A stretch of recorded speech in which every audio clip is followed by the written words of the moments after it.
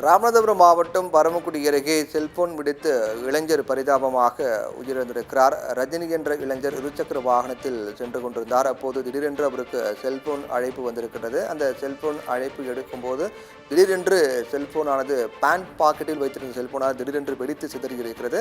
அந்த பேண்ட் பாக்கெட்டில் இருந்த செல்போன் வெடித்ததும் நிலைத்தடுமாறி கீழே விழுந்த இளைஞர் ரஜினி சம்பவ இடத்திலேயே பரிதாபமாக உயிரிழந்திருக்கிறார். உயிரிழப்புக்கு செல்போனின் காரணமாக அமைந்திருக்கின்றது.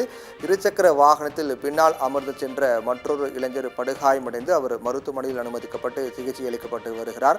செல்போனை முறையாக பயன்படுத்த வேண்டும், செல்போன் வெடிப்பிற்கான காரணம் என்ன, அதை எவ்வாறு தடுக்க வேண்டும் உள்ளிட்ட பல்வேறு விதிமுறைகள் உள்ளன.